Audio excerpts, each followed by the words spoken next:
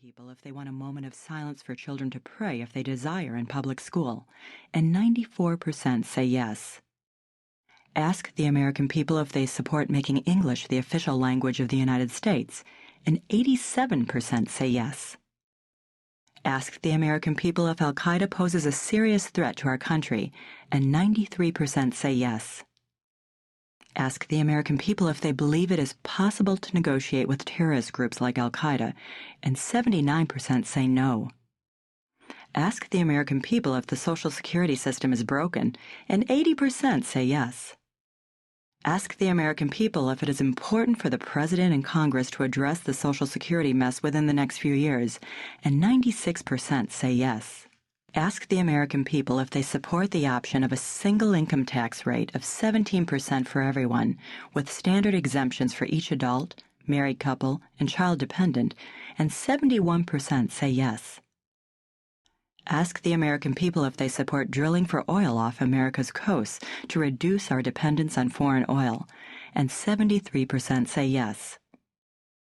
Ask the American people if they support building more nuclear power plants to cut carbon emissions and reduce our dependency on foreign oil, and 65% say yes. Ask the American people if they support laws that criminalize advocating terrorism or advocating violence against American citizens, and 83% say yes.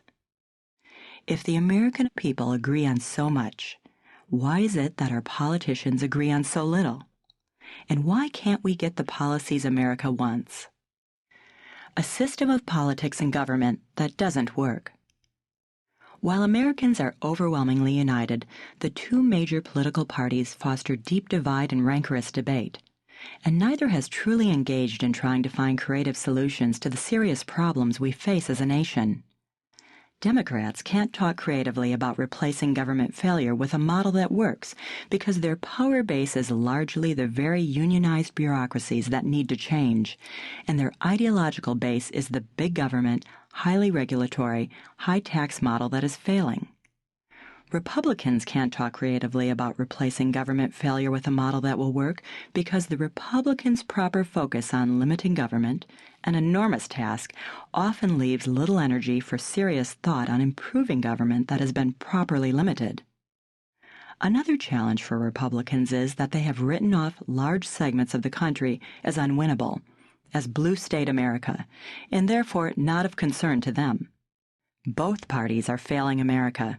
While Republicans are closer to core American values in their doctrines of lower taxes, limited government, more entrepreneurship, more private sector job creation, and strength in national security, they refuse to think deeply enough about the performance failures of the last 6 years of Republican attempts at governing.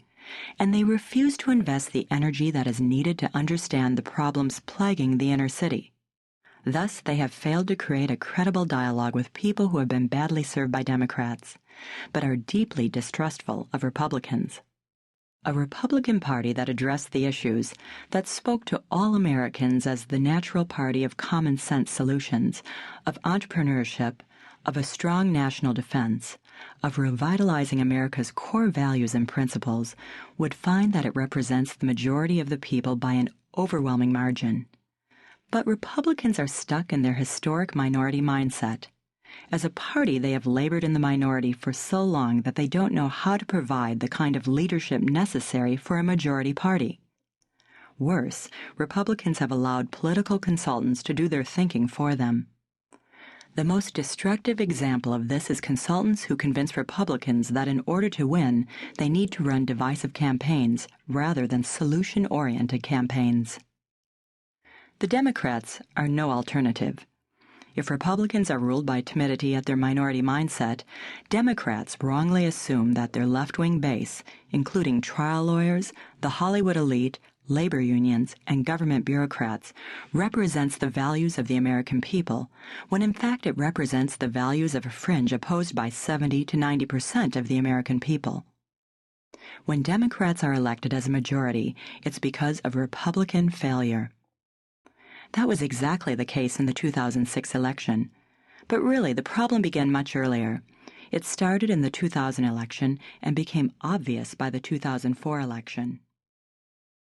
The lost opportunity in 2004.